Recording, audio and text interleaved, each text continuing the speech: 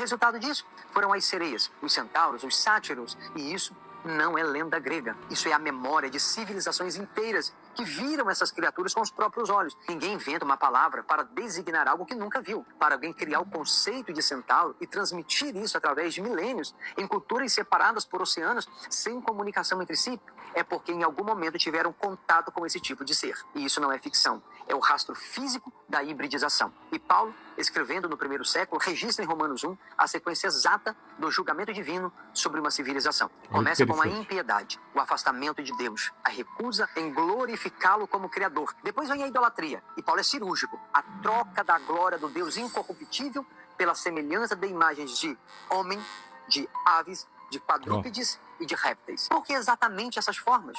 É simples, porque a Roma do primeiro século não adorava apenas estátuas de pedra. Eles adoravam as mesmas criaturas híbridas que misturavam essas formas. Metade homem, metade animal. Metade homem, metade réptil. E por aí vai. São os mesmos seres que o profeta Isaías já havia nomeado. E o julgamento final, o mais devastador que Deus pode pronunciar sobre uma nação. Não é guerra, não é pestilência e não é fome. É Deus se retirar e deixar o homem seguir o que ele escolheu. Até que o resultado final fale por si mesmo. E quando Deus abandona o homem aos seus próprios desejos, não existe julgamento mais grave, porque qualquer caminho fora de Deus é uma descida sem corrimão.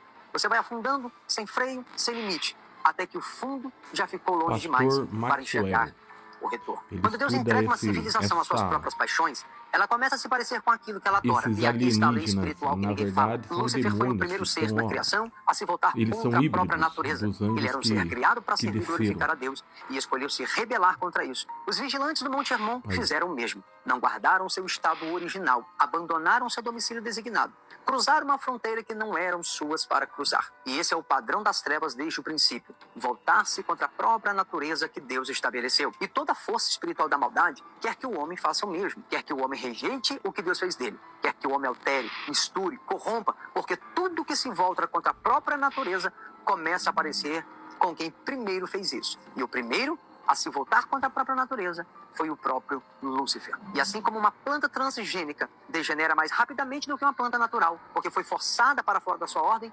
toda violação da ordem criacional carrega dentro de si a sua própria punição. O objetivo final das forças das trevas não é apenas dominar o homem, mas é corromper a imagem de Deus no homem.